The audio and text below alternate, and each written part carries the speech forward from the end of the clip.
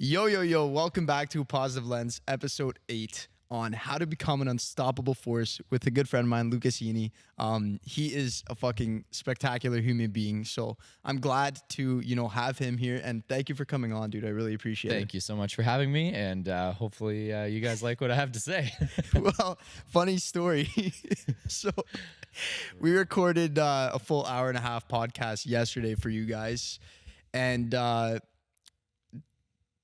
it didn't go well. Like not in terms of the. It was about as bad as it could be. I gave my best. I brought my best energy, and we realized that two things: the roadcaster stopped recording the audio, and the mic or the camera that you guys are watching us through right now was hunting focus the entire time. Yeah. So for two media professionals, we suck. Yeah, we fucking suck. But we're here re-recording it. And I'm excited to re-record it because it's gonna be a brand new podcast. And it should be fucking amazing. So thank you guys for tuning in, and let's get fucking into it, dude. Oh, yeah. So tell them a little bit about you. Cool. Well, first off, thanks so much for having me on the pod. You're welcome. Super stoked. Myself, my name is Lucas James Heney. I grew up in a very, very small town, actually, outside of Kingston, between Toronto and Ottawa. It was actually called Charlotte Lake. We never talked on this on the last one, but very small town, grew up in the country, and always wanted to since I was a kid, like as far as I can remember, always wanted to like do something interesting or like accomplish something. And I think that was two parts. I think it was just kind of naturally built in to myself because I have a brother, so naturally always being competitive. And then also having the opportunity to watch my dad take us from a position in life that didn't have much to having everything we could ever really want as kids or teenagers.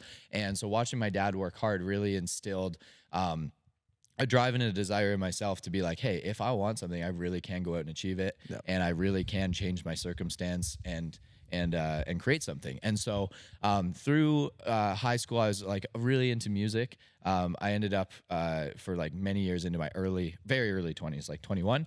I always wanted to be like famous. I just wanted to be like a musician that was like just going around, being noticed everywhere. And I spent a lot of time on music. I was very introverted, and that was kind of my origin. And then I took a job actually for an office supply company. I was their first hire, and I was supposed to just be a delivery driver. And the only reason I took the job was so that I could save money to spend it on recording sessions. When I took that job, there was the owner of the company was heavily involved in real estate, and he's like, you need to get into real estate. And I was like, okay, I don't know what that really means, but I went home and I Googled cheapest homes in Canada. And 6 weeks later, I bought my first property, which was in Windsor, Ontario. And so that took me from Kingston to Windsor. And in Windsor, I learned a lot of very hard lessons. I started a couple businesses there. A couple of them did well. In fact, one of them is still running and operates very successfully to this day. Around the same time, I got married. So I got married at like 22 years old. I was very young. Yeah, that's young. And That's young. since divorced out of that relationship, and a lot of reasons for that. Maybe some we'll touch on this podcast. But in terms of like the business drive and like what kind of created my current outcome was getting into business ownership at a very early age. And that was kind of out of necessity because I was actually going to work with that company in Windsor. We were going to open an office, and last minute they decided, hey, we're going to actually open in Toronto. Do you guys want to move to Toronto? And I was like, there's absolutely no way I'd move to Toronto. I didn't like the big city.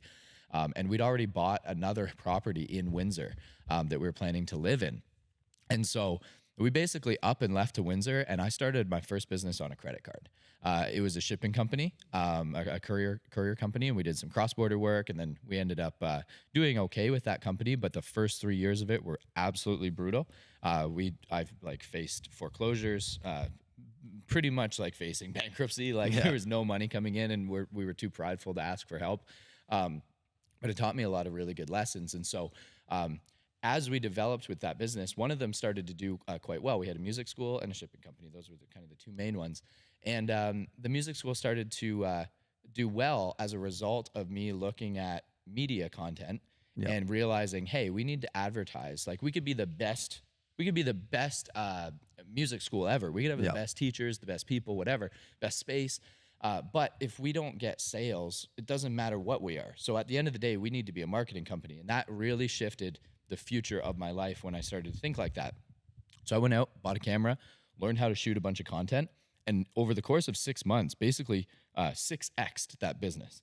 So we went from like a small studio operating out of our living room, which is like my ex, to then moving into another space, which we outgrew within a period of a couple of months. And then we moved into like 4,000 square feet, fit up ourselves from like basically ground zero. It was just a shell of a building, and created one of the coolest like culture-driven studios in Ontario. Like to this day, it's still very successful and had a massive impact on hundreds of people's lives.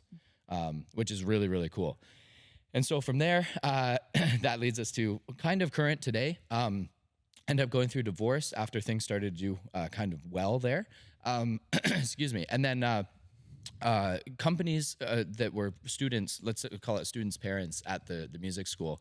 It's pretty affluent when you're in music lessons. And they were interested in getting media content shot because they saw the stuff that we were doing and they're like, wow, who shoots this or who does that? And so I remember my first job was a law office. It was a client of one of the, a dad of one of the students. And he's like, I need you to shoot some testimonials for my law firm. And I was like, all right, cool. $229 for 5. And I thought I overbilled. Dude, I literally thought I overbilled because I didn't know what I was doing. Like we had a couple like businesses that were paying the bills, but I didn't know what I was doing. I didn't feel right charging. I realize now, like now for that same shoot, we charge like $2,000 to $3,000. Yeah, easily. Sure. And so anyways, did the job, crushed the job, and it just kind of started to organically grow that way. Then I had the opportunity to work with a bunch of other brands over the last like 5 years, which leads us to current today, which we operate here in Kingston, about a 5,000 square foot production facility. And we do some of the best content work between Toronto and Ottawa. So long journey to get to this point, and a lot of lessons learned. But that was kind of the Cliff's Notes summary over the last 15 years. I'm 35, so. You fucking killed it though. I had a question. Did you sell that that music school or is that still something that's generating cash flow for you? No, so I'm not involved in it in any way anymore. So when my ex and I divorced, she just kept that business. Okay. She was a music teacher by trade, or by profession. So it, I helped with marketing efforts for the year to 2 years after I exited. That was nearly 5 years ago now. And I have no involvement in that studio at all at this point, other than, past marketing efforts. Okay. Okay. Well, I really like everything that you've done, and especially since, you're in media and production company, big production company, I find it fucking fascinating that I'm kind of in the same path as you, chasing the same path, because you're very successful, and it kind of makes me realize, like, okay, I'm definitely going to go somewhere in my life. And for anyone that's listening, just put your fucking head down and make shit happen. And that's what this whole podcast is going to be about, is just becoming unstoppable regardless of how, or what the world's throwing at you. And Lucas is a perfect example of just being able to fucking keep your head up while, shit is hitting the fan. And I remember we had a chat, and I think it was a few months back, and you told me, you're like, you sent me a voice note, and you're like, dude, just keep your head up while, because shit's gonna hit the fan in your business, but just keep fucking going.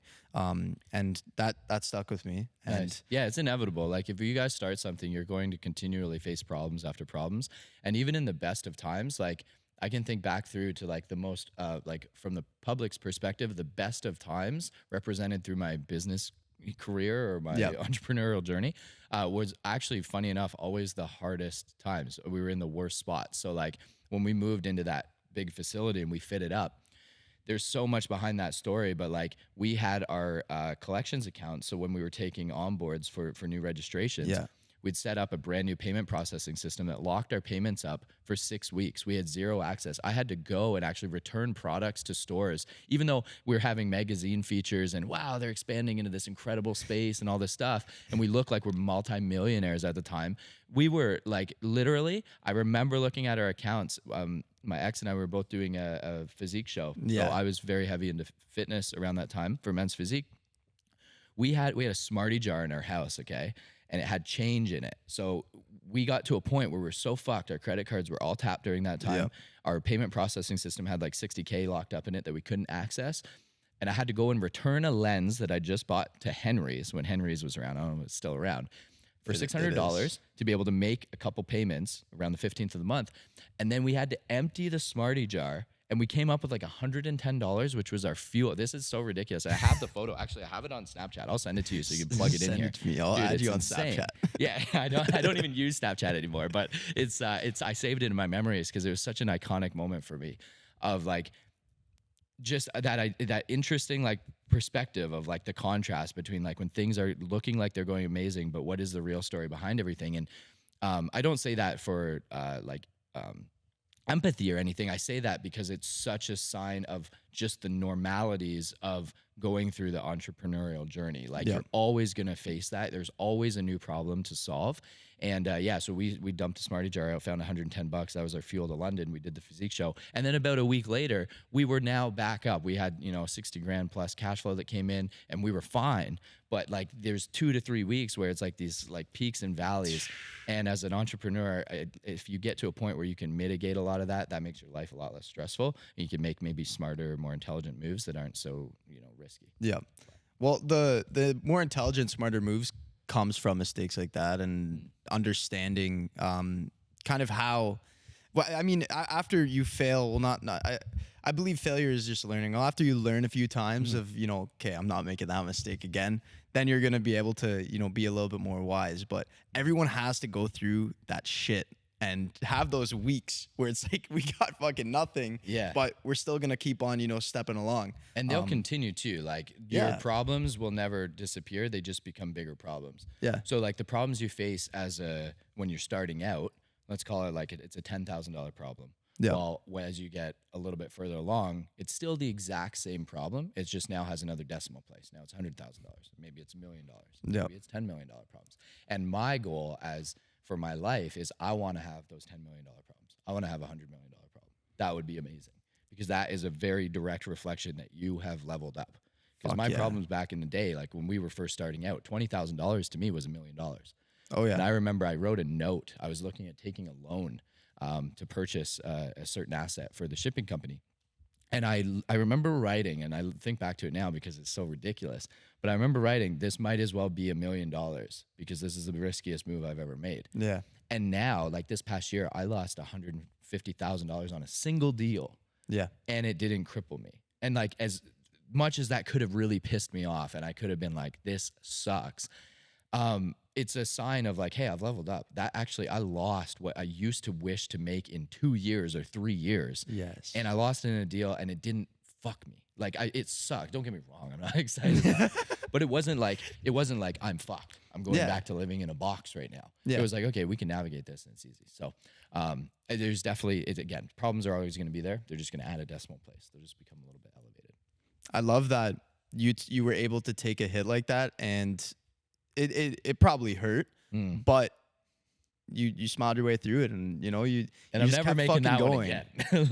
That mistake I will never make again. Although there will probably be a time in my life where I make a 7-figure mistake, and then I will never make that mistake again. Yeah, and all of community, and we'll probably talk about that. Like network is very important. Yes, people you surround yourself with, and there's a lot of people in my circle now that have had way higher losses, way worse losses.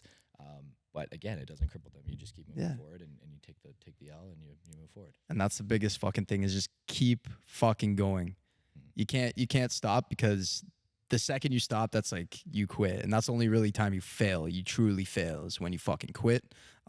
Quitting is not for people like you and I, and not for any of you listening, because every single one of you listening, you're all going to be successful. And that's why you're here. You're investing your fucking time into this. So once again, thank you for that. But we'll dive right into this. All right, let's do it. So topic 1 is developing a clear vision and purpose. So finding something that excites you and makes you jump out of bed every morning. What is your take on that? Okay, so I agree with that 100%. A person or a man without a vision will perish. that is biblical, it's historical. People need something to work towards. Yep. Now, creating that and envisioning that is a separate part, and I think that's very important to achieve that end goal. But once you set a vision, it's one thing, guys. It's like quality of vision, right? Or like clarity of vision, I think is actually the better phrasing of it. It's one thing to say I want to have, for me, it's cars. I love Lamborghinis. It's one thing to say I'm going to have a Lamborghini. And you go, yeah, I'm going to have a Lamborghini. And that's it. And that's kind of a goal in the back of your mind. It's another to sit there and spend 10 to 15 minutes a day where you are literally going into a state where you already own the car. And that is super important. I think vision and goals. There's clarity and quality levels to that. And it's kind of like on a spectrum of reality. And so in order to have the highest chances of obtaining that thing or achieving that vision, I think you need to be very, very crystal clear on what that not just looks like, but how it feels and what it feels like. I did an interesting exercise with Aaron from Hush, the founder of Hush Blankets. Yep. He did a goal setting workshop a couple months ago. And he went through and he's like, there's, when you envision yourself in certain things, it's one thing to say, I want that, but then to work backwards and delve more into that of what that actually means for your life. And sometimes what you'll find is the thing that you think you want, because maybe it's a societal like push, or maybe it's like a thing that you don't even know why you want the thing. But when you stop to really envision yourself there, you realize, actually, that vision didn't do it for me. And maybe I should divert to something else that's actually going to make me feel the fulfillment part, because being fulfilled is not about being like, a lot of times we see vision as like this happy thing that's just like, oh, it's joyous and it's great. But fulfillment is more important than the happiness, right? And so you need to put yourself in a position of the thing that's going to make you feel the most fulfilled. So I know what that is for me. I have 3-year goals written down in my phone. I'm very, very specific of what my life looks like. And that's a great exercise, is putting down exactly who you are. Write a 2 to 3 paragraph framework of what that looks like for your life in 3 years from now, and then start to work backwards from that.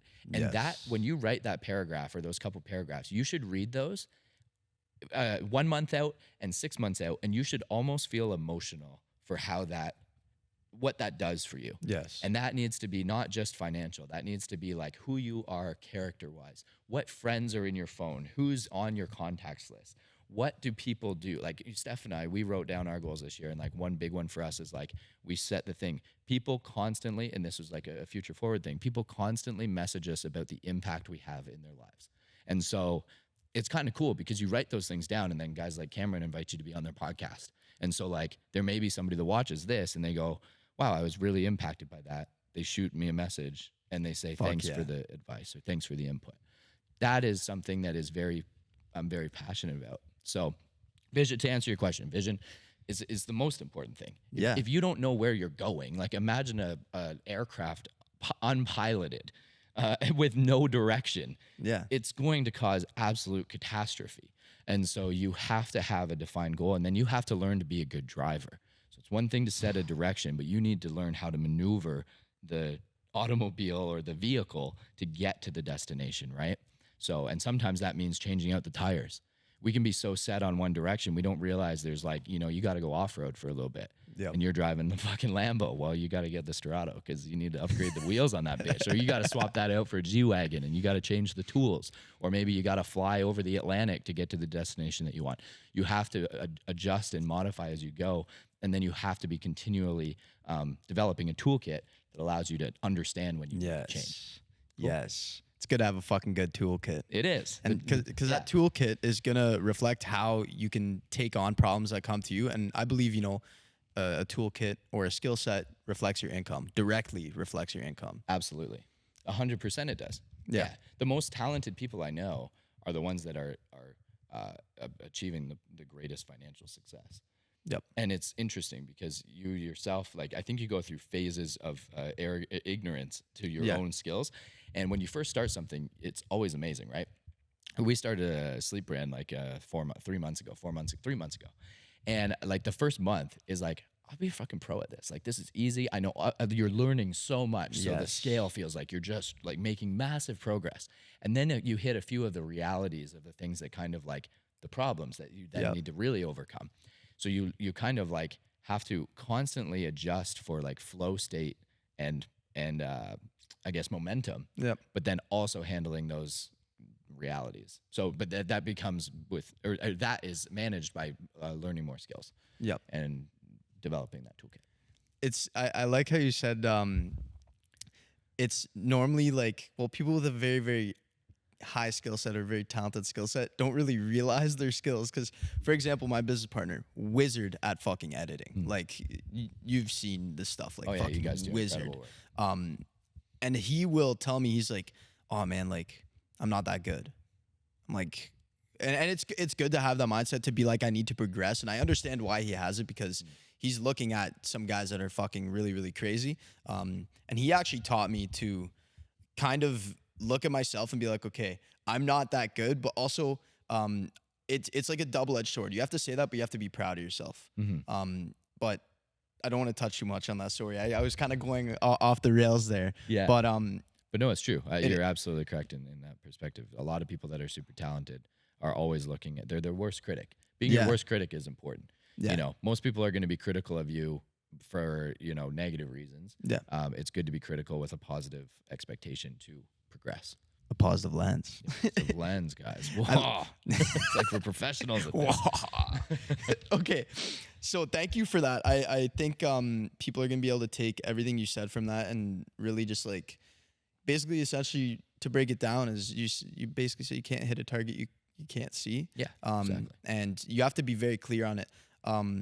One thing I just wanted to add is like when you say like I want a Lamborghini, I know that it has to be super specific, and I know that in that vision in their minds that, you know, they're going to play. How specific was yours?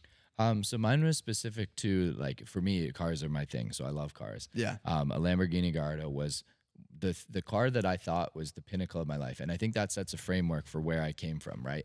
There's guys that look at a Lamborghini Gallardo and go like, that's a nothing car. I want a Bugatti because of where my starting point was. My starting point was very, very low. You know, like I didn't have any skills. I was, you know, maybe attractive, and I played into that a lot, which was the music thing. So, but you have to be specific. But I don't know if you have to be so specific that, like, for example, the Lamborghini that's behind the camera right now, it's black with yellow calipers, and I had always had a Verde Ithaca green Lamborghini on my vision board. I don't know if it has to be like, for me anyways, it was more so I needed to be very specific about the feeling and the reasoning as to why I wanted that thing. And I knew why I wanted that thing. It was two parts, absolutely to satisfy a deep desire or a deep passion for cars. I love cars. I love the sound of cars. I like loud fucking exhaust. I like things that just, M6. It's emotion. Like it is more than just fucking metal and rubber and some plastic and shit. And then the second part is I know what that did for me seeing those cars, and I deeply, deeply desired to be that person for other people. Fucking like, love it. That is the true driver of, like, I cannot tell you how much more joy I get from letting kids and guys and girls sit in that car than it does for them. I swear it does more for me, which could be selfish. I don't really give a fuck, but it does more for me than probably it does for them. I fucking love that, dude. What do you have to say about the people that own super nice cars, but don't give experiences to others, and they're very selfish with their thing? They're like, no, it's mine. I'm not letting anyone sit in this. I question their authenticity of how they got there. When 100%. People are like that, because anyone that's actually been there, and, you know, I've learned in my few years of being in the entrepreneurial business owner space, there's definitely different types of business owners, and it does a lot of time reflect based on generational wealth. You know, if you're first generation, second or third, old money, it tends to be very private. And I don't know if there's anything wrong with that, because times back then are very different than times now, and people didn't reflect, you know, those outward things like they do today. I believe authority is dictated because we're such a visual society. Authority is attributed to success metrics like a car, Lamborghini, whatever, a big house.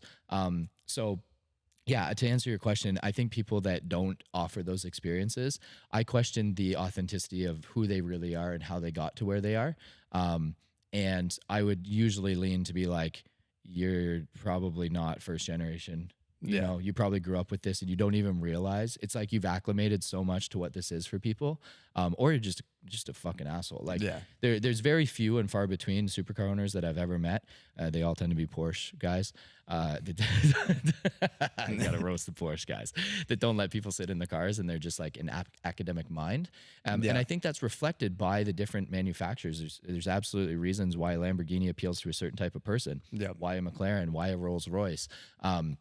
Because it plays into those things. And I mean, from a Porsche perspective, I know I just roast them, but they're incredibly technical cars and they're incredible. Yeah. Which an more academic mind that's more maybe low risk is going to choose the Porsche because it's so reliable. It can do 5,000 launches and not break. It's got all this crazy tech.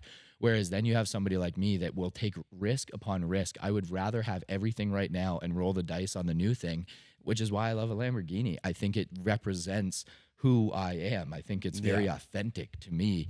Steph, same thing. It's very authentic to her. So yeah, I don't know. That's my perspective. Long-winded answer to answer your thing on my perspective of people that don't let people sit in cars. Fuck those guys. Yeah, I agree. If you're not willing to share with others, because we're all humans, we all deserve to, experience that type of shit. Fuck. Yeah, fuck those guys. It's interesting to me. But on to topic 2. Embracing continuous learning and growth. So being a lifelong student and constantly learning from everyone and everything. Cool. Tell me how that has gotten you to where you are at now. Amazing. Because I believe that you've been a lifelong student. I believe every successful person, 100% always learning. For sure. So I'm not an academic. I dropped out of university after like 6 months. I've never been a formal learning or like a corporate learning style person. I've loved to learn by my own, a hands-on approach to things. Yep. But that being said, I am a ridiculous learner. I spend more time learning than I do acting a lot of the time. That's actually one of my biggest downfalls. And I'd probably be much further along in my life if I didn't analyze everything and try to learn. Like, for example, whenever I would buy a new camera when I was first getting started into media, I would spend, I'm not joking, bro, like 2 to 3 months learning, watching everything about the Canon 5D Mark IV. That was my first real camera that I bought. Yep. I watched 1,000 videos, maybe more, on how to run that camera, so that by the time I actually had, my partner at the time was like, just buy the fucking camera. Like, it was in my cart for so long. And I was like, I'm not like, I don't know if I'm like worth it yet. Like, I don't know. Like, do I really want to spend $4,000 on a camera? And like, that was a lot of money to me. And I was like, and then it's like, no, just buy the fucking camera. And so I will overanalyze and I'll overlearn things. And I think that's a big mistake that a lot of people make, is they overanalyze and they think that learning is actually driving them closer to the goal, where action is really what takes you to the goal, but learning helps you navigate the route better. Yes. Right? So now I think I have a healthy understanding of that, or at least more a better perspective on it. But learning is incredibly important. It's as you go. If you're not learning, so first off, if you don't have the problems, it means you're not progressing. Yep. And in order to solve the problems, you have to continually learn. Yep. So it's a full cycle. Excuse me. And learning is paramount to that. Yep. But it's also knowing what to learn, right? Yep. And that's where, as you get into more technical problems, and as you're, it's one thing when you're broke and you go, I just need money. Okay, that's the problem. That's it. Nothing else really matters. I just need to know how, like, I'm going to be eating my meals and living for the next few months. That's a very simple problem. You're just one-track minded. Once you have some financial success and you go, okay, I've already got money, I've got cash flows. Now I need to scale this. I need to hire somebody. So now what are the skills? What do I need to learn to make sure that I hire properly? What do I need to learn to make sure that I reflect what I've spent my time building to the next person that's taking on this role? Those are now new skills, and they're more technical problems, right? And so as you go through that journey, and I'm still in a very low phase of that, or a low position in that, where I still have a lot to learn. Like, the goals that I've set on my 3-year goals require me to learn a ridiculous amount of skills over the next 3 years, or else there's no possible way I'm going to accomplish the goals that I have written in my phone right now. Yeah. That's so learning is super important. And I said it yesterday on the one that got Next. Yeah. But basically, like, if you're going to school to be a doctor or a lawyer, definitely go through post-secondary. Like, you have to. I don't want your Google degree when you're doing brain surgery on me. Like, that's not a thing. But if you are, the problem is, I think a lot of people that go to general degrees, if you're watching this, you're like, I don't know what I want to do. Or maybe you're like finishing a degree and you go, I already learned it. I learned it in school. So therefore I'm entitled to X. You don't deserve fuck all.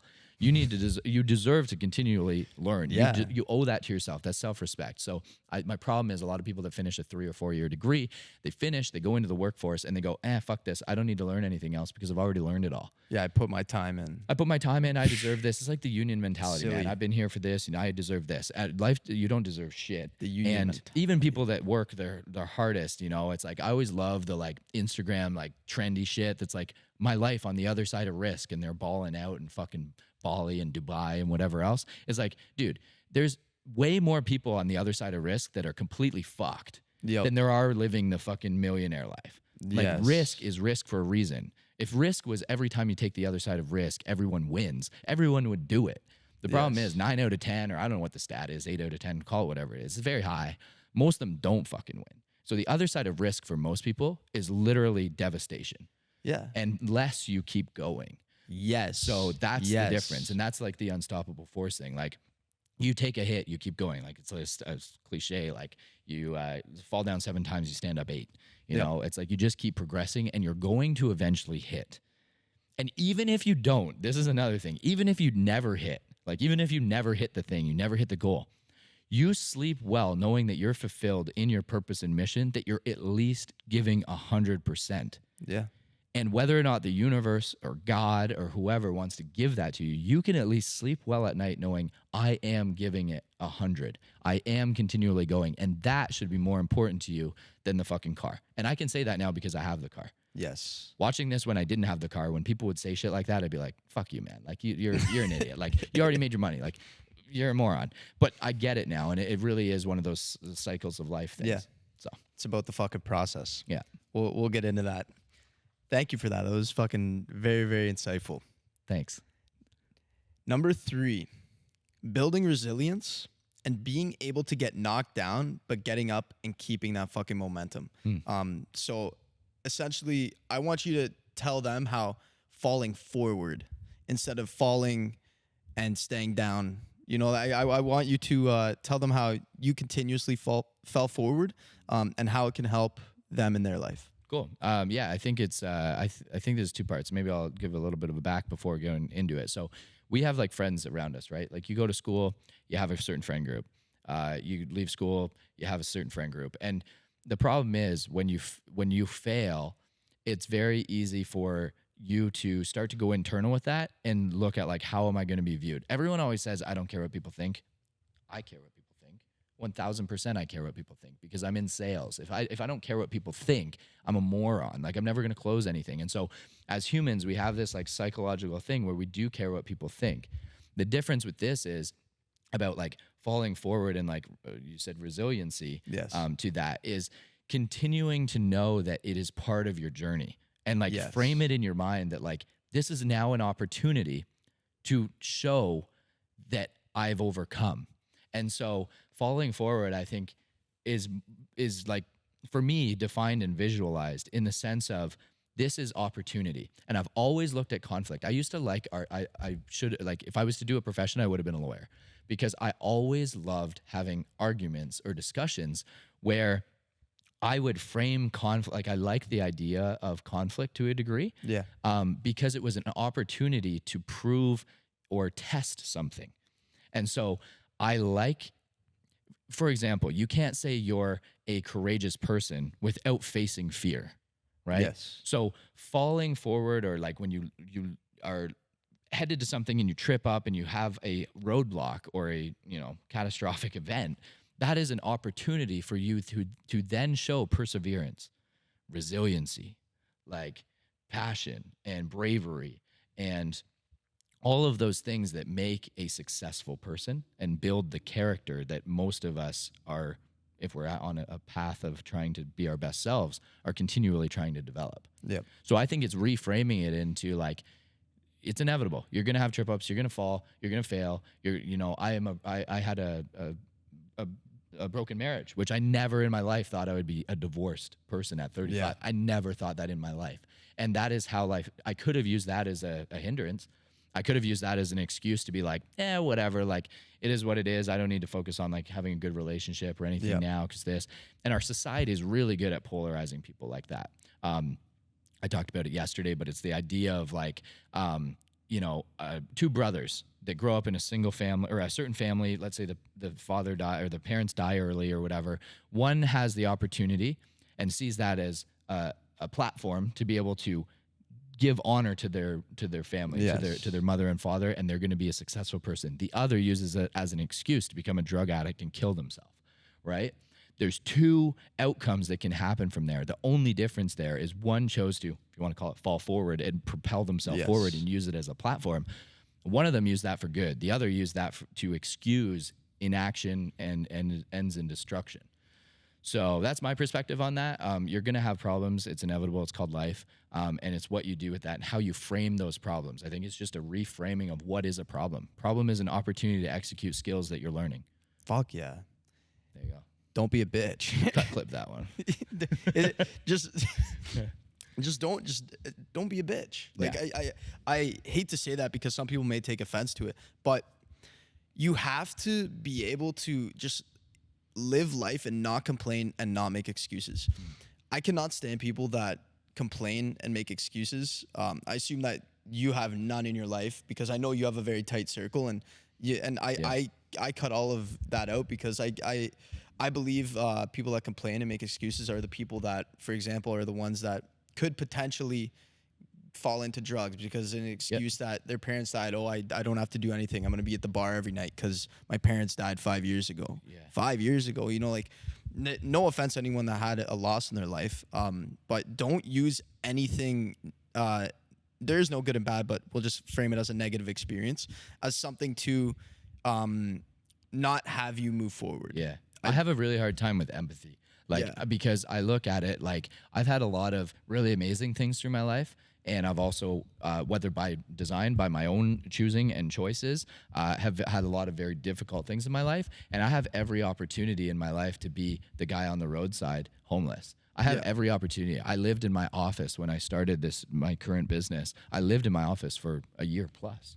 I literally would blow up an air mattress, do sales calls, or put it away and then do sales calls. So I had every opportunity, which is very hard when you're around people that are driven and moving forward, for them to show empathy and sympathy to situations. I think it's one thing to obviously lean into the human of it, but at the same time, you're not going to get empathy from a guy that's built $1 million company on his own. Yeah. You're just not going to, because he's faced the exact problems you did, but he wasn't a fucking bitch about them. Yeah. He just went through and did what he had to do, continually chose to put a step forward. And that's why it's very hard. And I think a lot of people, as they get into this space, it's very easy to label somebody like, oh, he's an asshole or that guy's whatever. There's a reason why those people tend to do better in life, because they've been able to remove the emotion, which dictates 99% of people's actions in today's society. It's all emotion-based. It allows you to work from a framework of principle. And principle is much more important than emotion. And that is a continual journey. And I think people, I grew up in church, so I had those values instilled in me when I was young. And I don't know if you can live a proper good life where not a life of chaos, or at least constant through the chaos, without those principles. Very well fucking said. Thanks, bro. Act on principle rather than emotion. Yeah. And act regardless how you feel. I think Andrew Tate says that a lot. He's like, fuck how you feel. He's like, do you think I give a shit how I feel? I still put in Is that work. guy? He's like with red sunglasses, and then or that's Alex. That's Alex. I love Alex's Drives videos. a Performante. Alex, if you're watching this, you're fucking awesome, dude. You better be watching this, dude. Yeah, he better. He better. But that was very well said, man. Thank you. Thank you. Number 4. Nurture a supportive network. Finding the network, building it, and maintaining it. Yesterday, we had a really good chat about this. So tell me about how you found your network, how you built it, and how you have maintained it and added to it and kind of, kept it a very nice garden over the years, if that's a good way to say it. Yeah, absolutely. Yeah, you got to you got to develop what you have. Yeah. So I think there's a couple parts to this. So I'll start by the statement that everyone's always like, you need to be the weakest link in the room. As you start to develop and go through life, I think that's a good perspective, but you realize that's very selfish because that means you're always taking. If you're always the weak link in the room, you're always going to be taking. So it's good to be in a community of people that are pushing you forward, but there's also something called value back. And so you need to also be able to bring some value to those relationships and community that you build. Now, that community will continually change if you are progressing. So, people when I started out, if they didn't progress at a certain level, it's not that you want to like leave people and you don't give them the time, but at the same time, you do kind of develop into different spaces. Yep. I've had friends that have accelerated 10 times further than I have in certain areas, and we're not that close anymore, but we're still friends. But they're not really my intimate community anymore because they've leveled up to a certain level that left other people in the dust. Same perspective for myself with some of my other friends. They haven't really done anything. They've gone back to working, maybe a job. And for me, I don't really require those type of people so much around me day to day. Those are the people that I'm learning from and trying to progress from. So I think community is very, very important, and your network is very important, but you have full control over your network. And I think that's what a lot of people don't understand. Business is 90% relationships. At the end of the day, most of the jobs that we got, we do an incredible service. We're very good and capable, but there's also a ton of other companies that are very good and capable.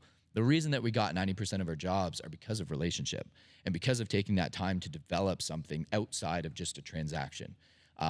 And that's fine. If you can definitely be successful with just transactional value, but what will take you further and I think create a better ecosystem around you of people and community and whatever is if you take the time to develop the relationships. And so you can choose your network. You can do that with simple things. I like watches. I've always liked cars. So cars were an easy one because just buying a nice car, it doesn't even have to be anything crazy. Like my first real car that I guess I got was the E63 M6. And with the M6, it allowed me to roll up to supercar shows, and I didn't look out of place. Like people still were like, it's a V10, it's loud, and it's fucking cool. You don't see many of them. Yep. So it allowed me access to people that I otherwise wouldn't have access to. Now, access is the first stage. Once you have access, you need to then nurture and develop those. And how do you do that? You add value because people are smart. I'm at this point a little bit more shrewd than I was back when I was like 21 and kind of dumb. And so at that point, you realize it's like, okay, life is an exchange of value. Yes. And it's very easy for people to see selfish people. And it's very easy for people after they've been through the shit to know when someone is just a leech and when someone is truly offering some value. You offer incredible value. Every time I've seen you in any situation, you're offering value. You take the time to learn things about people. Like even Jake and I, you realize, hey, you guys like cigars. And you gifted us cigars, which is like such a front-facing, value-forward thing. And like that was like, wow. And Jake and I still talk about that to this day, about that act of generosity that you showed. You give value by doing this. This is free, guys. You guys are getting free knowledge. Hopefully I'm dropping some free bombs sauce. Here, free sauce. So, but like stuff like this is value forward. You're nurturing your community. Your community by doing these podcasts is going to expand massively because you're offering some value. And then from there, you'll then be able to create your perfect ecosystem of people. Yeah. And I think as you go through the journey, you have less, you actually have more friends, but you have a different framing of relationship. It's kind of like most couples think that their partner should be their world, right? It's like they get into an intimate relationship, guy, girl, whatever, and they're like, oh, my wife is everything to me. Yeah, it's an interesting way to view it. Terrible. I can understand it, but it's very fucking interesting. And friends do that the same, bro. Terrible. Friends go, oh, you didn't call me in this amount of time. So you start to like reframe what friendships are important to you based on the goals, the vision. So again, getting super clear on your vision, and it makes it really easy of what people you're going to choose to keep around, what people you're going to, dispose of, to be honest. Like you're not going to have people around. If people are drawing your energy, you're not going to keep them around. If you had like a refrigerator in your home that was drawing, $1,000 a month worth of energy, are you going to keep it? Fuck no. Fuck no. You're ditching that bitch to the fucking roadside, man. You give it away for free. You don't even want to see it anymore. Yep. And so it's kind of like that. And like we never like really process that because we don't want to be offensive or whatever to people. But at the end of the day, it's your vision. You got to get clear on it. And then if you start to add people in your life, like a partner, a family, children, your own family that you grew up with, you have an obligation to do the best with the knowledge you then have. And so as you learn that skill, and now you guys can't use the excuse of, oh, I didn't know these people were causing me to lose my energy and whatever. Now you know. Now you have an obligation to execute on some kind of action from that. Yes. So that's my thoughts on like community and network. And find clubs. Like pay. There's a cost to be at the table, and if that is monetary, that's kind of easy. Like once you figure out a way to make some money, then you can get access to a certain table. Watches. That leads me to watches. Never a watch guy. I didn't really understand watches. We watched a fucking video last night on a $1.8 million watch that's the most incredible engineering masterpiece artwork I've ever seen. That thing was wild. And now that is like an absolute goal in my life to attain that watch. And I never would have got to that point or had those discussions with people about that if I didn't choose to make the effort to want to learn about them, right? And so that's an easy one. You know, a lot of business owners are pretty one-dimensional. I think this new kind of digital renaissance, man, is a concept brought up from like past eras. Yeah. And I think it's amazing. You got to be fit. You got to be fucking finance dialed. You got to have good relationships. You got to be like attractive and a good moral, ethical human being, interested in the arts. Those are really valuable things that men should be moving towards. Yeah. Men in their later years that have been operating businesses, let's call it 60s, 70s, 80s, 90s, whatever, a lot of those guys were very one-dimensional. They're very good at one thing, and they let a lot of the other things slide. So if you can offer some value there, or you can find out about their interests, it will give you access to ridiculous amounts of knowledge that they have in their niche skill set. Yeah. So we spoke about this yesterday. I want to bring it up. So let's say you pay to get a seat at this table. Yep. You have to prove that you deserve to be there, like you said. And I want you to kind of, let's say someone from the podcast finds a mastermind and they pay to play, essentially. They paid $5,000 to get in this mastermind, and they're around amazing people. But when they show up, they're nervous and they feel, kind of shitty about themselves because everyone else that paid to get in this mastermind knows a lot more than them. So let's say someone is in a stage where they're preparing to get into a better network. How would you say they can level themselves up to prove to that network that they are the fucking shit? It's a good question. So I think there's a lot of like peacocking that goes on. Yeah. I don't know if you know the concept of peacocking. Peacocking is like the male peacock or the female, I can't remember, whatever. It's 2024, it could be either one. So they make a big thing, right? Yes. So they look like they're the hot shit. They're fucking out there, whatever. Yes. There's a lot of peacocking in the world, right? Yeah. Oh, and so much. That is, and this isn't like it's the simple answer that I was originally going to say, but the concept of that is very applicable to a lot of these groups. Okay. What you realize is everyone in those groups is human and going through the exact same fucking problems. They're in the exact same position. So if they elevate themselves to a level where they feel like they're trying to be a superior to you, that's their own ego, right? 100%. So that's their ego basically reflecting something that like, I need to prove my value. I think what's better than trying to prove your value, here's the easiest way to prove your value in that situation. Don't try to prove your value. Try and find out, ask as many questions in that room as you can and try and solve one of their problems. That's how you prove your value. Not by saying, hey, I have 6 cars. Like, and I made this problem before. I used to go into rooms where I was like, I never had nice cars growing up. And then my brother and I, we got to a point like 2 years ago where we got to buy like every fucking car we'd ever wanted. Yeah. Every cool car we had.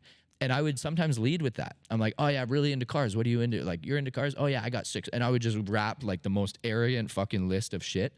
And I realized that was doing so much damage to me because first off, half the time I'd realize that guy's 10 times more successful than I was. And he didn't say shit. And I was like, oh, fuck. I was like, what did he do in that room? He went and tried and solve somebody else's problem. Yeah. And so now I've kind of learned, and maybe this is maturity, maybe this is whatever. I think you need the ego for sure. You need to be confident and proud. You have to be proud. But I think what the sign, how you prove your value in a room like that, is go and try and solve one guy's problem. I guarantee you will have the respect of the entire room. Fuck yeah. So. Fuck yeah. Thank you for that. You're welcome, bro. Okay, I think we went over everything for that network. The network topic. Number 5, let's dive right into it. Let's do it. Maintain physical and mental well-being. So staying in shape physically and mentally and the benefits that come with it. You're in fucking shape, you like you said, you're doing physique shows and stuff like that, and you're a strong guy. You work your ass off in the gym. There's gym in just no legs, bro. In your studio. Don't look at my legs. Don't skip leg day, guys. But You know, and I want to hear your take on how, you know, a healthy body means a healthy mind, a healthy mind means a healthy body, Nice. and how those things can play into and leach into your reality in a very positive way. Cool. I love it. So I think ultimately, especially as a man, I'm a man, so I can speak directly to this. Your body is the most important thing. Your mind is a reflection of your body. If your mind is fucked up, your body's going to be fucked up. Yeah. So there's the way that like our chemistry works, and I'm not a chemical science nerd, but I do know basics of like human physiology, and so I know that if I'm waking up feeling stressed, anxious, or whatever, I have an option to channel that into something, right? And for me, a great way of continually keeping balance despite all the turbulence of life is to choose to go to the gym. And so for me, I like lifting heavy weight. I think it's a great amplifier of state. And even if you are not in a good state, the moment you start moving your body around and you start fucking like intensity, like you have to have some intensity to what you do, that is the most important thing. Your physique will be a reflection of that. And a lot of people do not prioritize that, you know? And I'd say it is the most important thing because as you start to achieve success, so let's say you do get to buy the cool car or the nice clothes of what you have, what you've always put on that vision board of like, what does that look like in that bucket? Once you start to achieve that, if your body is not in shape, if you don't represent a strong figure, like a something that would be aspired to, you're actually going to magnify how much of a piece of shit that you look. And you might have an incredible mind. You might have the most amazing ability to solve a certain problem in real estate or in engineering or manufacturing, whatever. But because you don't represent that value to your physical, no one's going to treat you with the respect of what's going on in your mind or in your heart or in whatever. We are and this is normal. We have been designed and programmed over millennia of human history to judge a book by its cover because it's a very good reflection of what is going to be behind there. Sure, there's anomalies and things fall outside of character, whatever. But as a general standard, if somebody rolls up looking aesthetic, young, fit, full of energy, steps out of a Lambo, wearing decent clothes, nice watch, well presented, treats people well, I'm sorry, but that is an incredible human being. And society has shit on that, and they've looked at it like, oh, well, that's air, whatever. I'm sorry. I'd rather have that guy show up all day fucking long around me and my family than some fucking loser that gets out of a shit box that's covered in mud, fucking cigarette butts all over the thing. They're 200 pounds overweight. They're rude. They're entitled. I'm sorry, but there's nothing respectable about that. So, and that's what's kind of like unfortunate. Like I know a lot of very, very successful people, very wealthy people, but their aesthetic, they don't give a fuck about. And they use the excuse of, I'm rich, so it doesn't matter. And I'm like, okay, but you're rich, but you're not, how do you sleep at night? Yeah. I can't sleep at night knowing that I look like shit. Because at the end of the day, that's a representation of my mind. Like if I'm that arrogant to go, oh, my physique doesn't matter. Because I'm rich. You're just rich, man. You're not wealthy. Yeah. You're just rich. Yes, you just have some money. And that is a huge fucking difference. I'm wealthy as fuck. I'm young. I drive a fucking Lambo. I wear the watch I want to wear. I have an incredibly supportive partner. I have the best brother in the world. I have a family around me. I am about as wealthy can get. Yeah. And there's a lot more rich people out there than me. But I don't think there's very many people that are as fulfilled and have, the whole thing. The Renaissance approach to life. And I wanted to touch on how food has a big impact on how people feel, and that you got to be careful what you fucking put in your body. I see a lot of people that, I don't know, they'll fucking rip vapes, they'll like just be putting shit in their body. That's not food. But then when it comes to the food, how, like, I would assume you're very, very careful with what you buy at the grocery store, and like what you look into with, like you're on a animal diet, that kind of thing. Like you know what you're fucking putting in your body. Yep. So I mean, for me, I'm kind of like a little bit different. I've learned my body and what really works for me. Yeah. For me, I like simplicity. I actually don't. If I eat a lot of vegetables, my stomach just does not process them. I feel like shit. I feel very lethargic. I feel like just trash. When I eat a moderate carb intake with a high protein intake, that is perfect for me. Yep. And water is number one. So like for me, I'll drink like 7 to 8 liters of water every day. That's good. Like religiously. Yep. And so food is definitely important for sure. For me, it might not be as important as I think. I've always been a healthy person. Yes. And I think food for certain people will be more important than other things. I can get away. I'm also an ectomorph. So like it's easy for me to lose weight. Yeah. It's very hard for me to put on size. For me to sit around 210 right now is very hard. Like I have to eat a shitload of food and I have to put a lot of intensity into training so that I can actually put on some muscle mass. Well, to kind of reframe what I stated,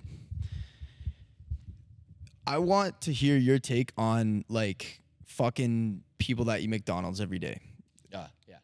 And fast food like that, and how, because I personally, I haven't touched McDonald's in years. I don't really touch fast food like the tacos that we ate yesterday. Like that's not really fast food because it's a taco, but that was like the first time I've had fast. I wouldn't consider it fast food, but I don't really eat out because I used to, and I noticed how shitty I fucking felt. Like I was eating Popeyes, and my friends and I would go to McDonald's, and this was back in high school, and I just noticed like, okay, my brain's foggy.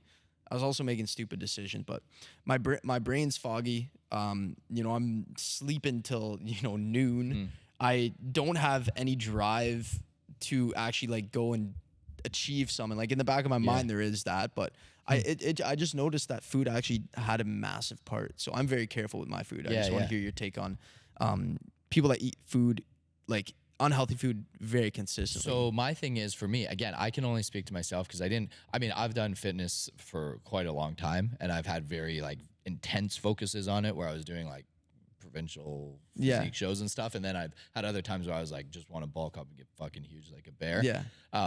For me, food has always been a thing of I need it, and I would rather have it than not have it to have something healthy. And I know that's probably a contradiction, but for me, I operate much better.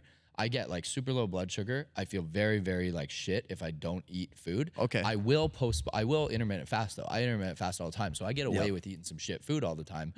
Quite often because I have a certain structure that I know works for me. I eat my first meal around like 11 or noon. Okay. And I stop eating around like 8. So I have like a fasting window where I'm good. But for me, I would much rather, if I'm out taking sales calls or whatever, and I haven't taken the time to prep, now I'm in a great scenario where like my partner Steph, she makes all my food. So like every day I have food ready to go.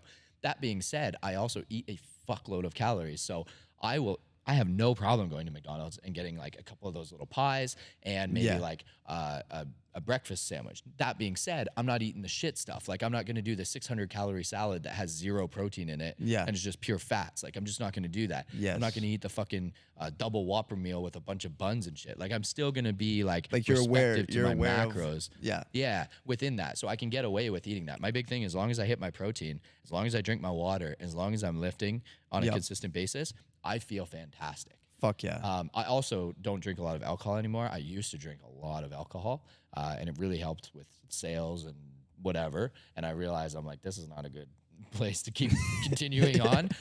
It got so bad, man. I got to a point where I was like, I want to try and drink a 2-6 and close the sale.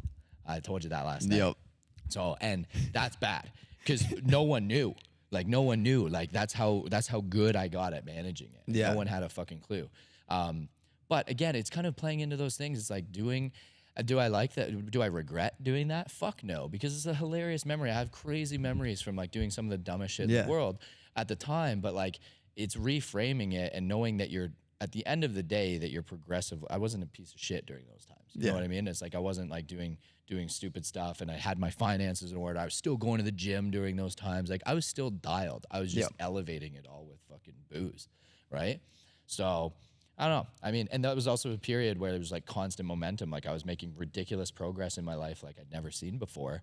And everything was just heightened. Like it was like literally like a 1 year just momentum crush of like a rocket. So. I find that crazy because if drinking and me do not blend well whatsoever. If I tried to do that, I don't know if there would be any momentum whatsoever. So that's fucking, dude, that's nuts. And maybe, that's honestly, nuts. man, I have no idea. Maybe if I hadn't done that, but in the moment it felt like I was making progress. Maybe if I hadn't, maybe I would have been further. But I don't really know. I think it was such an compounding nature and effect of all the things going on that it was impossible not to just progress. And so everything feels elevated when you're on a substance like, alcohol. Yeah. But yeah, so I don't know. Food for me, I need to get it. I'd rather eat it, even if it is kind of like lower quality, to get the calories in, so I feel good. My blood sugars are up. Otherwise, I try to eat like I do. I am pretty selective. I love simple meals. I have 5 foods that I live my entire life by, and I really don't try to stray outside of that for most of the time. What are those foods? So for me, it's like meats. So that could be beef or chicken, potatoes and rice, and then avocados for fats. I love some kind of a fat in it. Dude, you like the exact same stuff that I like. It's the best meals, bro. Like yes, it is. And you intermittent fast, which is exactly what I do as well. Like I won't eat until like 10:30, 11 a.m. Sometimes it's noon, sometimes it's 1, depending how busy I am. And then I'll work out and then I'll eat after that, and then I'll try and have a third meal before 8 p.m. And yeah, it's good to know that we're doing the same thing, and that's 100%. What feels fucking best for me. And I feel like that could work for a lot of people. A lot of people, and just be like, essentially, just to break down what we just went over, because it was a lot, is just be aware of what you're putting in your body. And when that's not food alone, that can be vaping, cigarettes, practically anything that you're putting in your body. Just know that everything has an effect, cause and effect, the natural law of the universe. So just make sure to know that everything will have an effect on you down the line at some point. And you don't want to be 60, 50, 70, or even 40 and have these major fucking health issues, because without health, you got nothing. I always say there could be a man that has $15 billion and he's got a health problem. He'll pay that $15 billion that he worked his whole life becoming unhealthy for, just to get his health back. So that says a large part of that. Health is number one. So for sure, I cherish it a lot. You cherish it a lot, and I do. And I will add something else. Like, obviously, putting good stuff in your physical body is great. One thing is kind of a side note, but it has to do with like putting shit into your body. I always think it's hilarious, and I've noticed this more. I'm a recently dad, I guess. I'm 4 months pregnant, so I'm gonna be a dad in like 5 months. And one thing I've noticed is like how many parents are like Steph and I swear a lot. Like, we say fuck all the time. And so it's crazy how many parents are like, "You're gonna stop swearing, right?" And I'm like, "What do you mean we're gonna stop swearing? You talk negative shit in front of your kid. I'd rather say fuck 1,000,000 times in front of my boy than hear the negative self-talk that you fucking say in front of your child." Yeah, it's brutal. Dude, that is putting the worst things into a child's mind, into any an adult's mind, is when you speak these negative things. I don't give a fuck if you say fuck and shit in front of my kid. I don't care. What I do care about is if you say, "Oh, you can't do that because of this," or "That's not really realistic," or you like, "Why do you want to have a Lamborghini?" This limiting shit. Or like that car goes by and they go, "Oh, he must be involved in like drugs or something." Like, that is negative talk. That is literally, it's devastating, and it's almost like criminal, honestly, to the kids. So anyway, just a side note. So putting shit in your body, it goes further than just food and everything else. I'd rather have a shit diet, but having really good stuff programmed into my brain than a really great diet being around a bunch of like hippie losers that aren't ambitious or trying to do anything in their life. I'd much rather that, bro.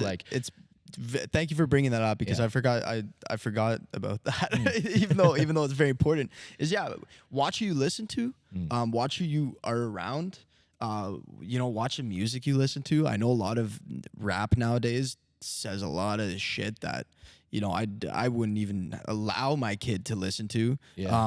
And there's no problem with listening to rap, but like that fucking Young, Dumb, and Broke song or whatever, bro, it's literally programming into your fucking mind. It's like, young, dumb, and broke, dun, dun, dun. The fucking one? It's like, we're young, dumb, and broke. Like, how stupid can you be to literally be sitting there listening to that shit and then wonder why your life is fucking terrible?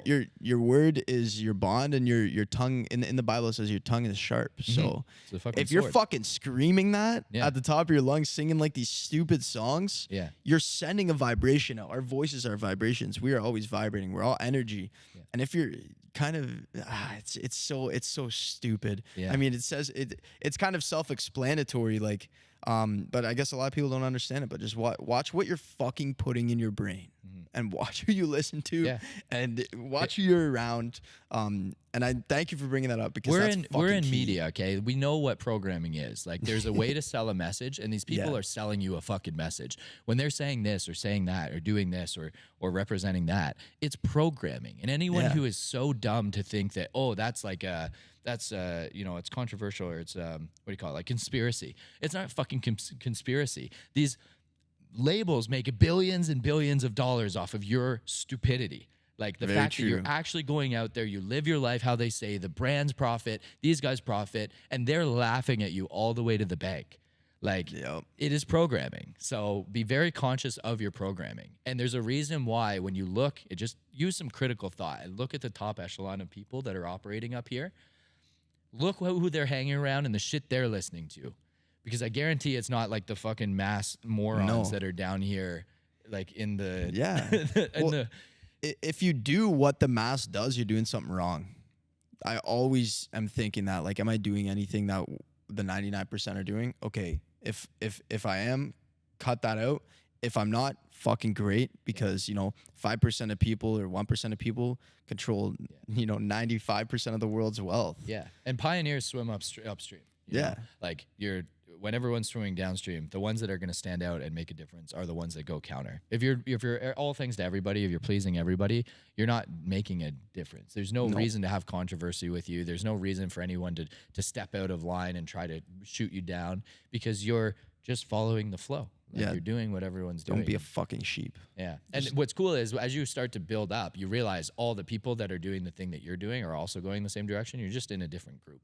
So you just jumped streams, or you just like switched ponds. The goal is to get around, as many people that are going in that direction, that are also going to the direction of the vision that you set at the start. Yeah. So, don't be like fucking everyone else. I know that's what our society wants.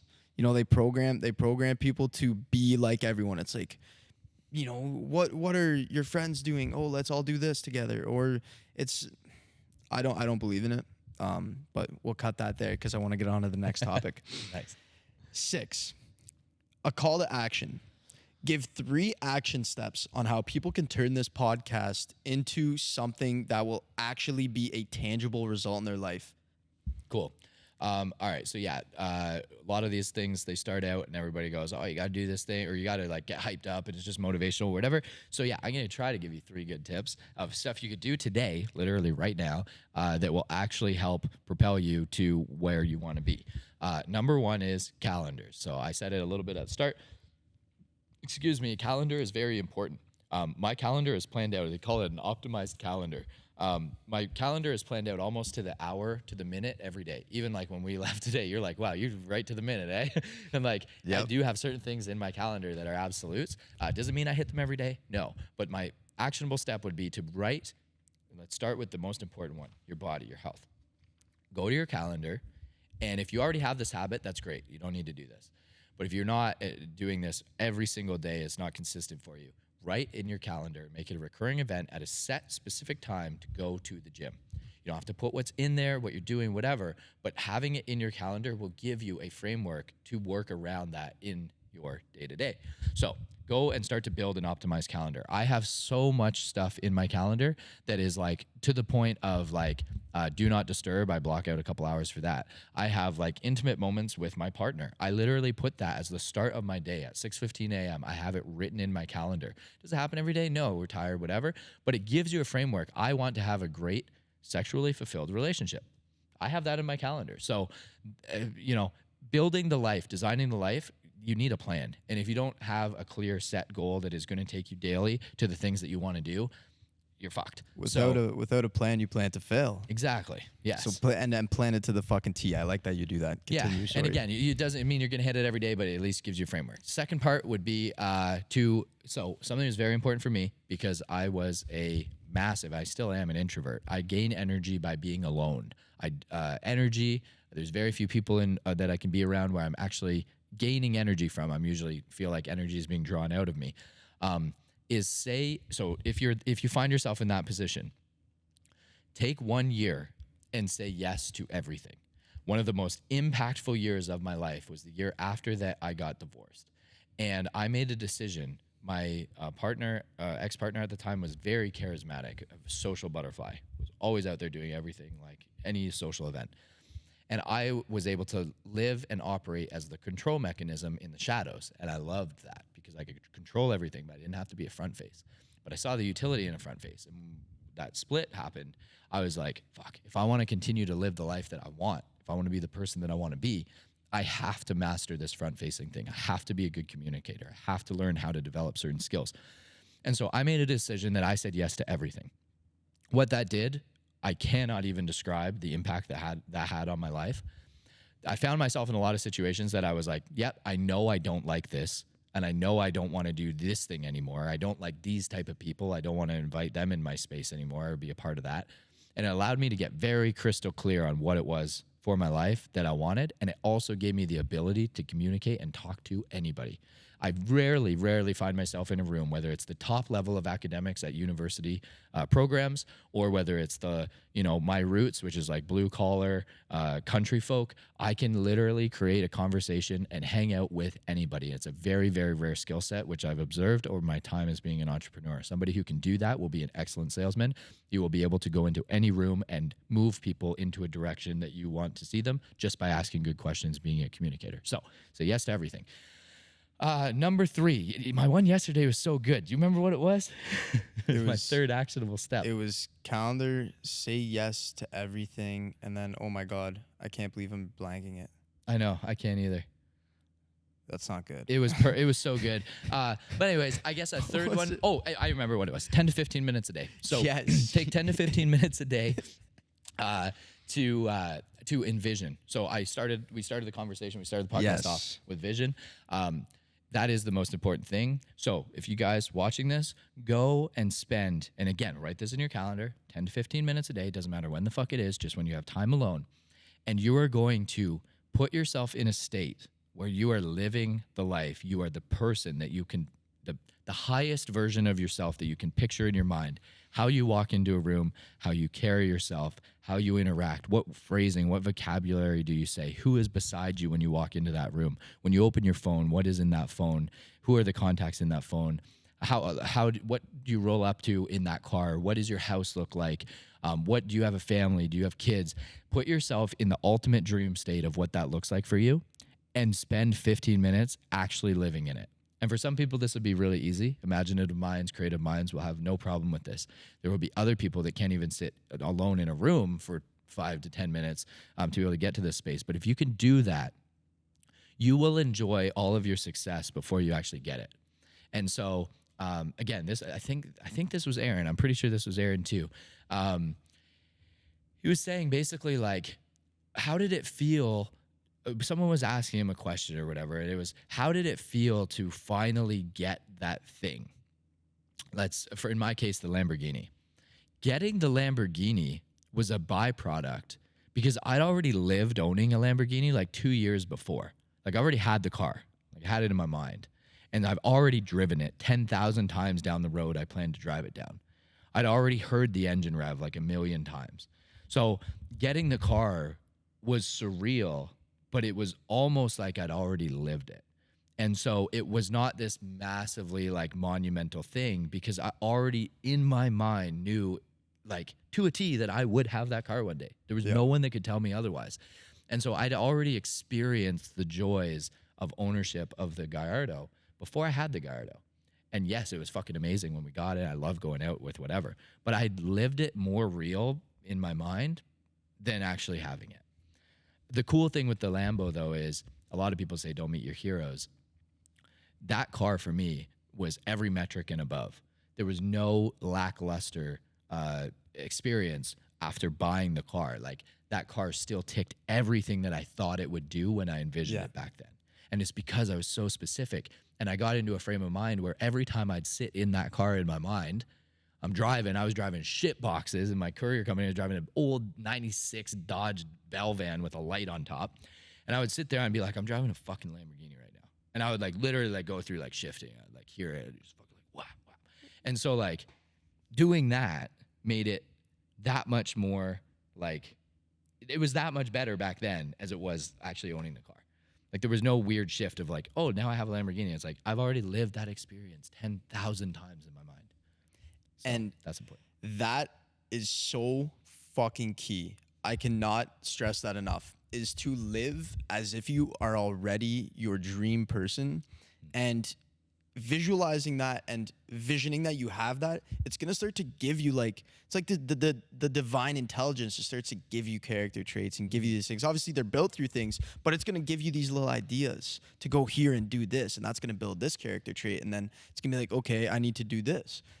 So acting as your future self would is so fucking key. So I'm glad that you included, you know, that visualization, because personally I do that, and a lot of people do. I would say pretty much every billionaire that I've met does that practice. They do that visualization of, you know, feeling. Feeling is the secret. You got to really focus on the feeling, and, you know, like you said, shifting.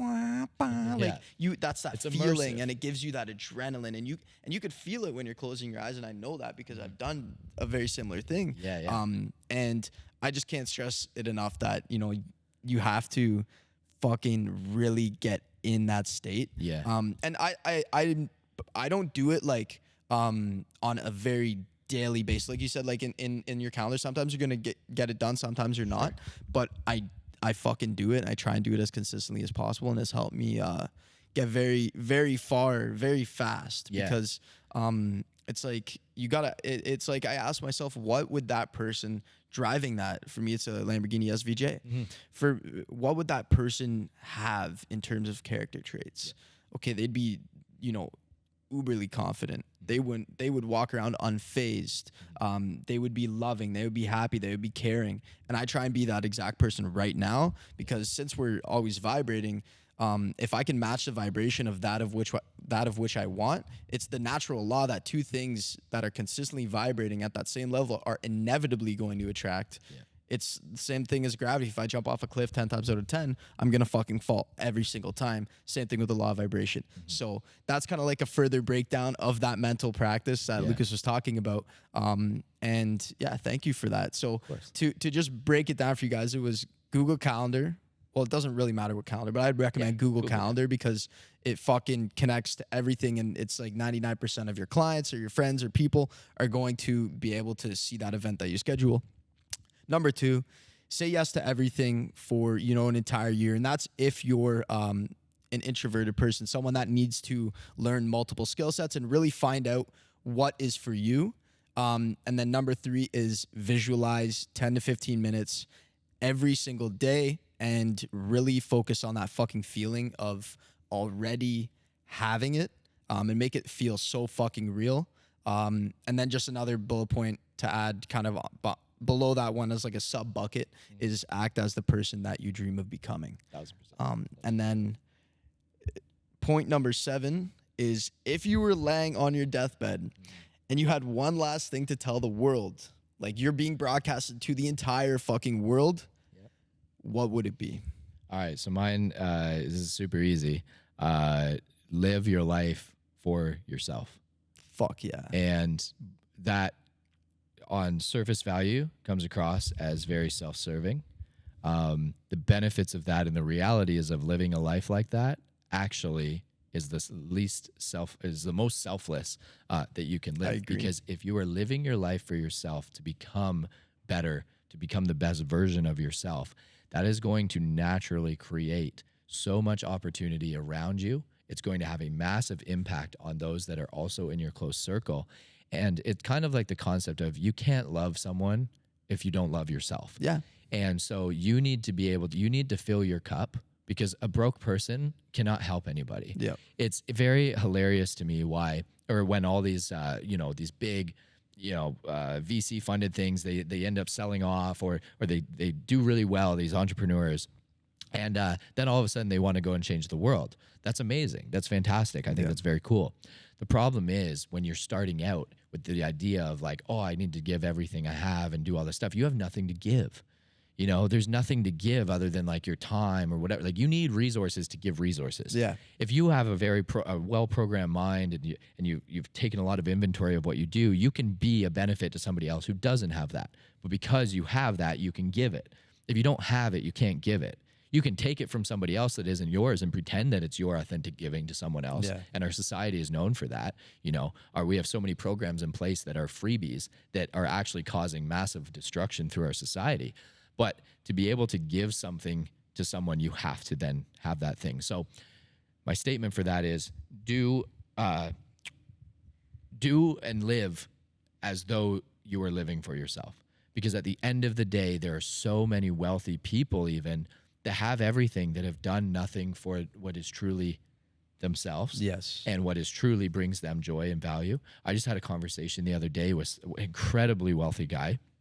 And he's worried about buying a Lamborghini because of what the town he lives in might think. And it's like, you have all the money. Well, who gives a fuck? Yeah. And I know, like, the reality is when you buy a car, when you go again and start to swim upstream or outside of whatever, you show up to the fucking thing with a different style of clothes than what everyone is wearing, you will be ostracized to some degree. Yeah. Right? Like, people are going to look at you a certain way. But that is part of, but if it's authentic to you, you don't give a fuck. Like, I know there were people in my circle when I ended up showing up in a car that had a lot of shit to say. Yeah. Do I care? I don't give a fuck. Yeah. Because I have to live and die knowing that that was something important to me, and I don't care.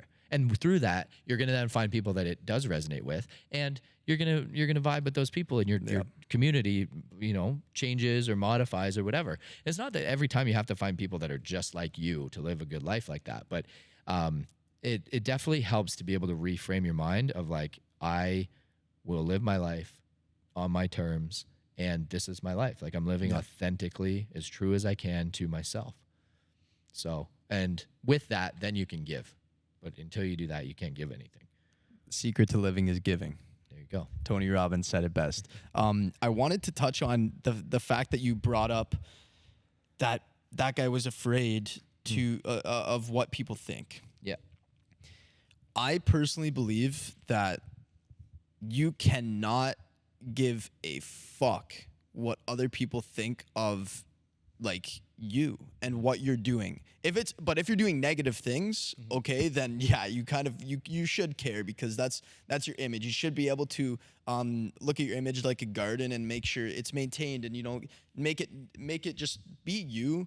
But you can't give a fuck what the negative people think.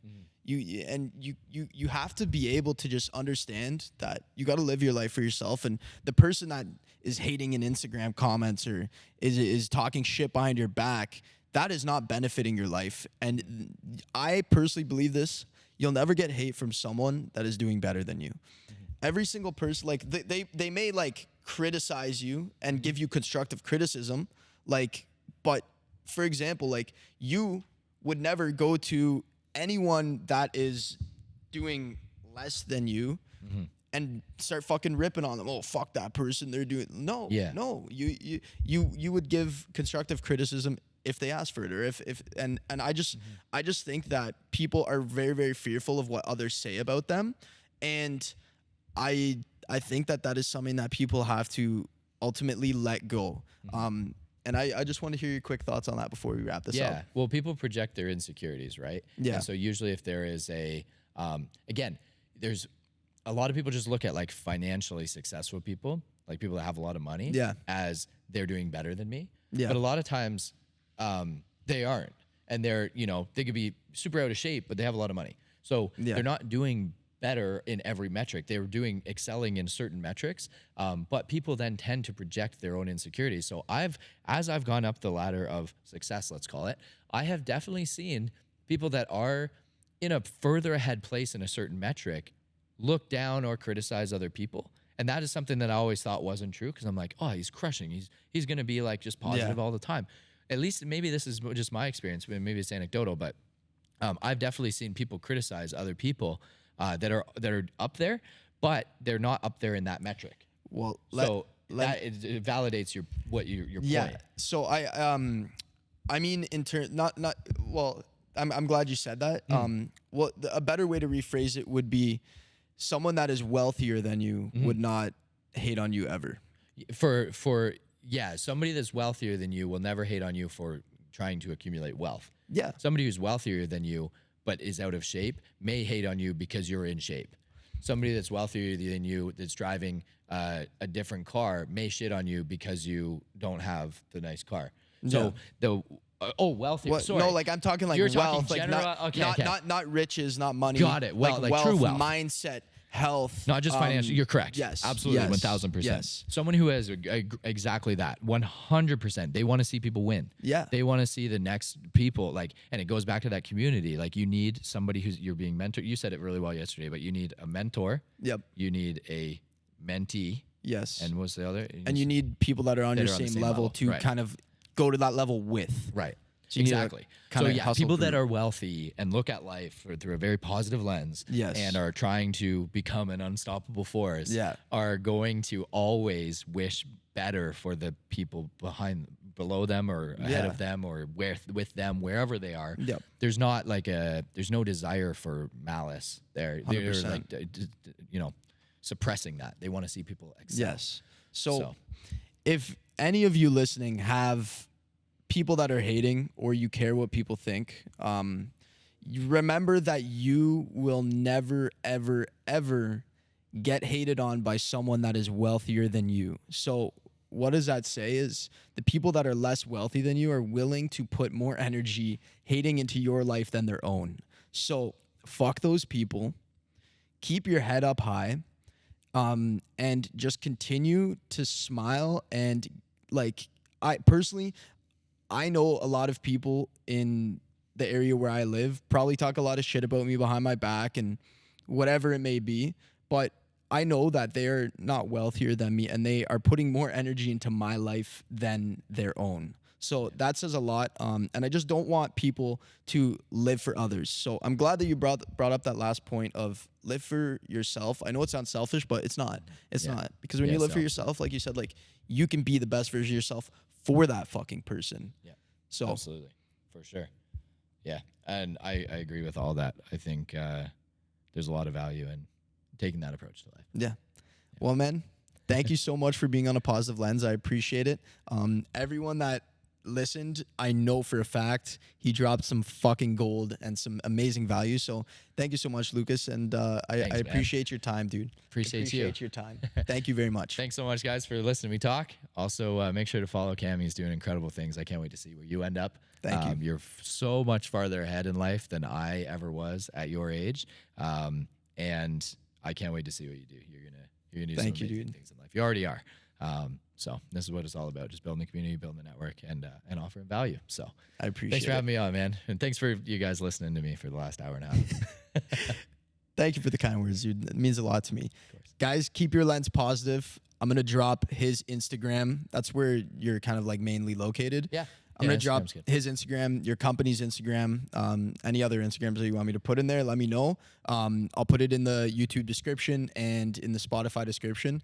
But yeah, keep your lens positive, guys. Peace and love. Thank you.